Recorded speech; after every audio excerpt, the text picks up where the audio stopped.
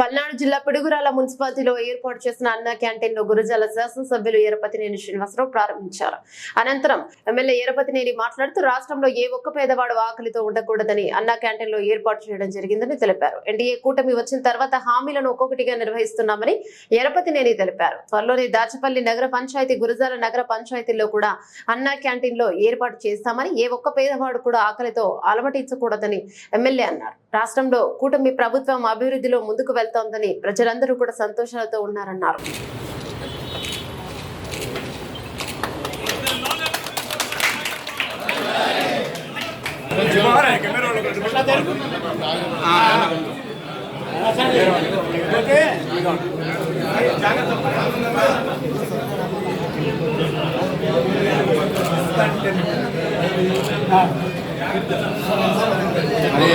చట్నీ చట్నీ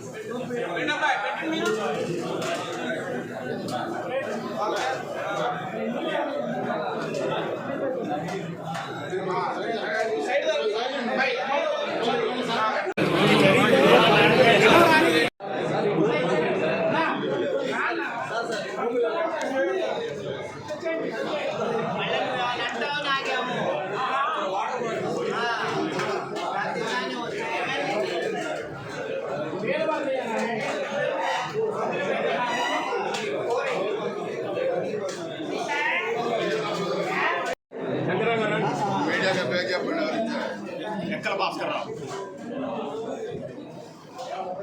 ఇటు భాస్కర్ గారు 51,000 రూపాయలు. కట్టమూరి శంకరరావు గారు 51,000. అన్న క్యాంటీన్కి కూడా ఈరోజు ఇవ్వడం. చంద్రశేఖర్ గారు 25,000.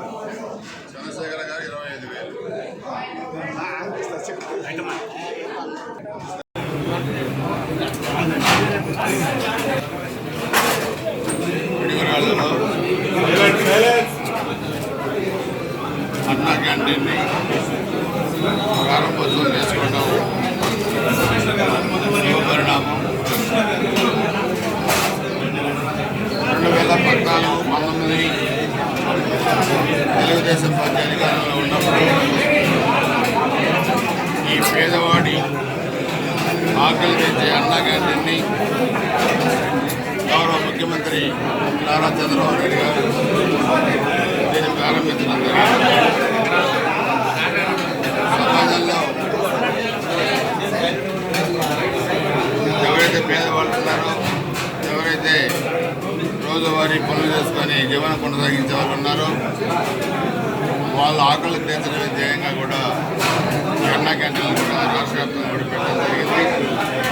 కానీ 2019 అధికారం వైసీపీ ప్రభుత్వం వచ్చినప్పుడు, జగన్మోహన్ రెడ్డి ముఖ్యమంత్రి అయిన తర్వాత ఈ అన్న క్యాంటీన్లు మొత్తం కూడా రాష్ట్ర వ్యాప్తంగా తీసేశారు.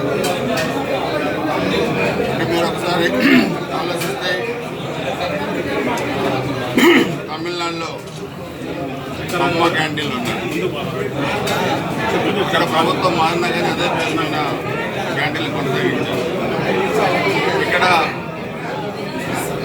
ఏ పేరు కనపడకూడదు, అది పేదవాడి ఆటందించే పథకమైన కానీ లేదా ఇతర ఏ పథకమైన కానీ కనపడదు. ఒక దేశపూర్తమైన రాజకీయాలతో ఈ అన్న క్యాంటీన్లు తీసేసి ఎంతోమంది పేదల పండుగ జగన్మోహన్ రెడ్డి మరలా 2024 ఎన్నికల్లో ఒక అఖండమైన మెజార్టీతోని ఎన్డీఏ కూటమి అధికారంలోకి వచ్చిన తర్వాత రాష్ట్ర వ్యాప్తంగా కూడా మళ్ళీ అన్న క్యాంటీన్లు కూడా పునఃప్రారంభించడం కూడా జరిగింది. మీరు చూశారు, పేదవాళ్ళు రోజువారీ పనులు చేసుకునేవాళ్ళు, లేకపోతే ఎక్కడికన్నా ప్రయాణరీత్యా వచ్చిన వాళ్ళు, వీళ్ళందరూ కూడా ఈ అన్న క్యాంటీన్ ద్వారా ఆకలి తీర్చుకుంటారు.